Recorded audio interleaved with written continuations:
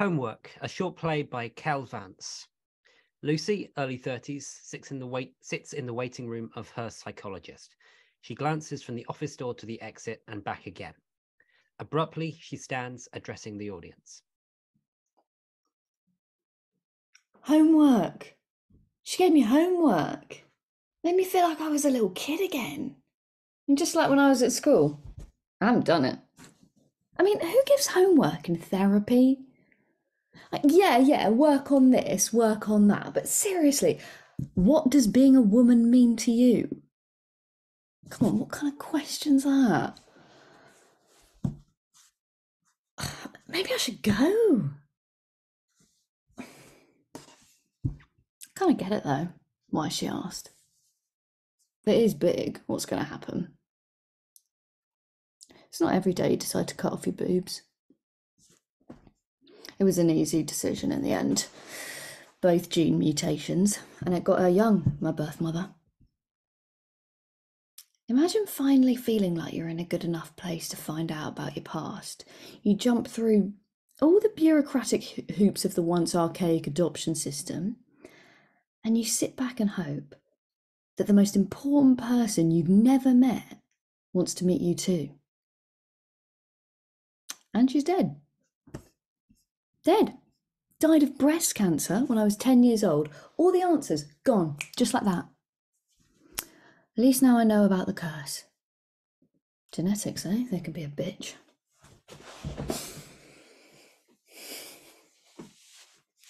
I don't actually have the big C. But these genes, I've meticulously researched, consulted, ran the percentages, and they each give me more than a 50% chance of getting it by the time I hit my 50s.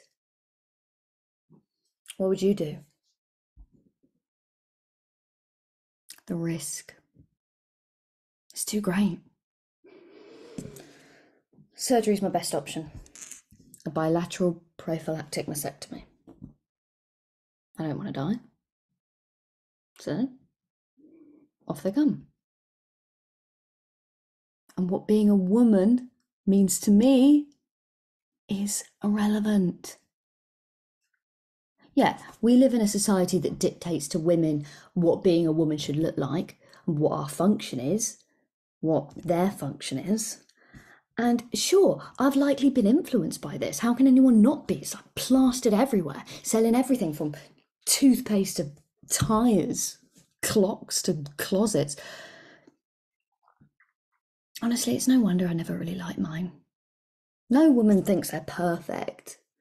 Okay, maybe there's one woman out there who does, and like all hail to her, but for most of us, they're either like too small, too big, lopsided, like too pointy, or like too misshapen, too high, too low, too spread out, or too lumpy, or like hard. And never, ever are they quite sexy enough. Or they are, just at the wrong time.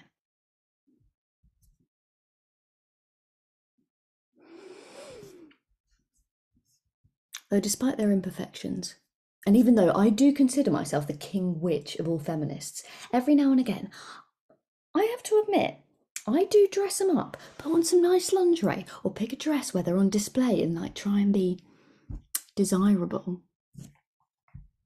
Because boobs can be fun. Fun bags. Yeah, they've been called a lot of names over the years. Puppies, jugs, orbs, knockers, tits, and titty bang bang, of course. Norks, hooters, tatas, maracas, racks, honkers, bazookas, bouncing betties. Oh, boobaloo and boobaloo? Or is it the other way around? Though I have to say, the weirdest, thanks to a gorgeous Canadian backpacker, was bacon hangers. And no, I absolutely did not. I mean, ouch.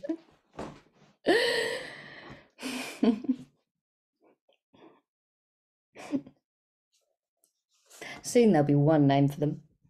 Gone. Yeah. I'm gonna miss them. Mourn them. My boobs. My fun bags. But must be done. I've even given up booze. Yeah.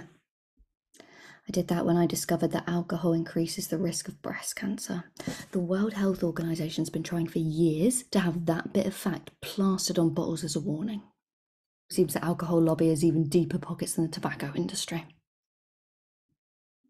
I mean, I was no raging lush. Loved to tipple with my dinner, having a few on a night out, or the occasional binge when I wanted to take my tatas out on the dance floor. But booze, with my genetics, it was a no-brainer. I ain't gonna chance it. But try being single and a non-drinker.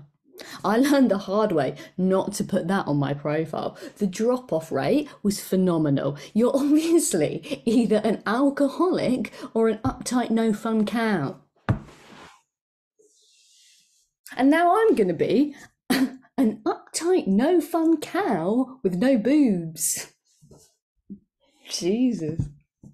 Imagine the shock and horror of anyone who's lucky enough to cop a feel. I wonder what the protocol is for discussing missing body parts. First date? Hi, I'm Lucy, I have no boobs. Or during the notorious cliched presumption of how a date could be expected to end. Yeah, nah. Guess I might have to consider what life on my own might look like from now on. Cats or plants? Nah, it'll be all right in the end. I'm getting reconstruction. It'll have to wait at least a year or two. So if I had the money, I could go private and get it done within weeks. Yeah, wow.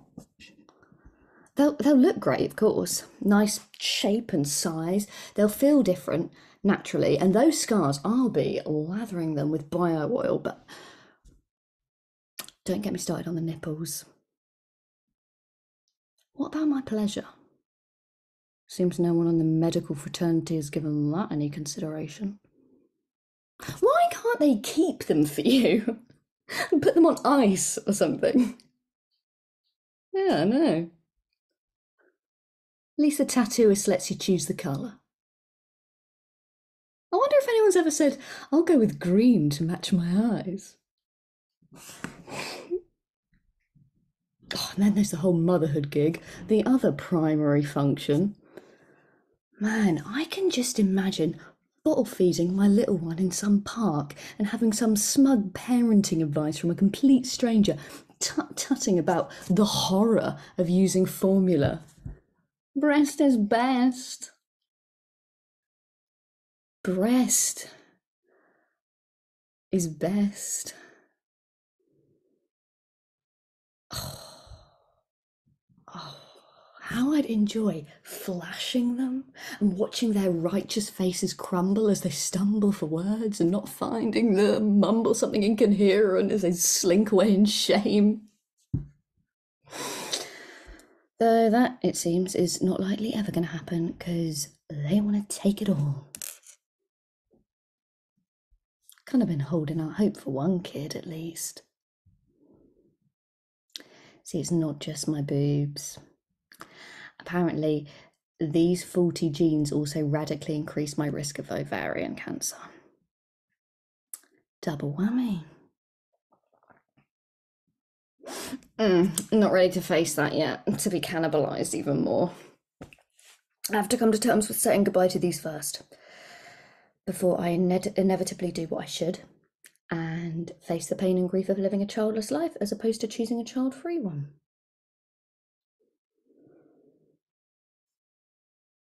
I mean, what choice do I have, really? Could play the odds, try and find someone before, I have a kid, and then pray and hope that somehow there's a miracle that despite it all, I'm the rarest of the rare, a lucky one. I can't. Why would I risk it?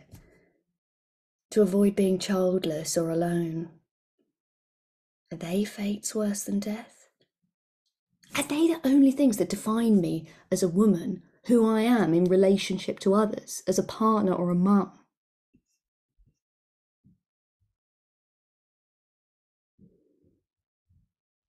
I know I identify as a woman. That's not going to change. I know I'm a woman, and my boobs are part of me being that woman, but they're not me. They're not who I am. They can't be. I'm more than that. I need to be more than them. I will be more than them.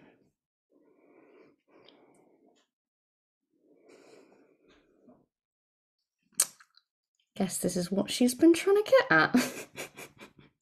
That all this was the point of the homework.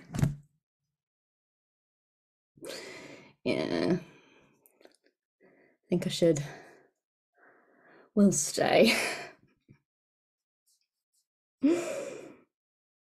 What does being a woman mean to me? Being alive long enough to figure that out. Lights dim. The end.